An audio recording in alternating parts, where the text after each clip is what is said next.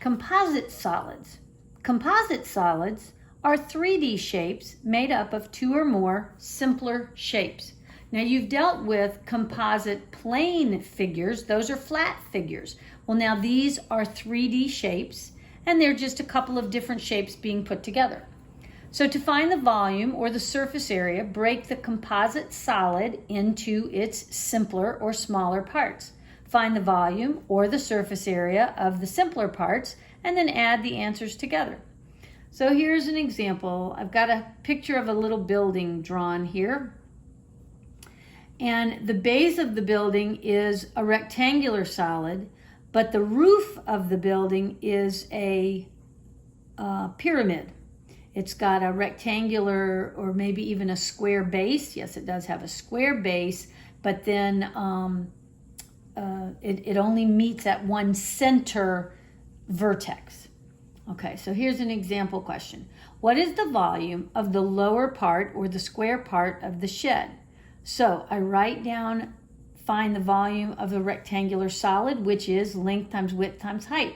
So when I look at my base is actually 20 by 20, and then the height of the thing is 12. So I am multiplying 20 times 12, and I get 48 cubic feet.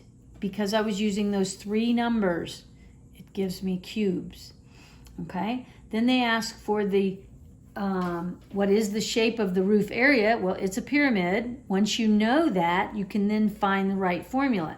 What is the volume of the roof? Well, we want to go to volume of a pyramid, and that is 1/3 the base times the height. Well, now I'm not looking at the base of the house anymore. I'm looking at the base of this roof or this pyramid, and the base of that is 30 by 30. So I am putting in 1/3 times 30 times 30, and then I need to know the height. Well, the height, which I've drawn in here, I don't know that you can see it, but it's 12 feet. So I plug that into the H position.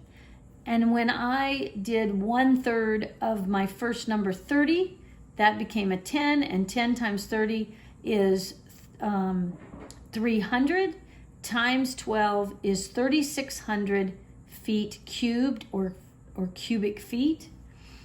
And then what is the total volume of the shed? You would add these two numbers together, and you'd have 8,400 cubic feet. Now, when doing surface area, I want you to read very carefully, because they may ask for the surface area of the walls, but not for the floor. Or maybe they would have asked for the surface area of all of this bottom part, but not for the ceiling. So be very careful with your reading on that.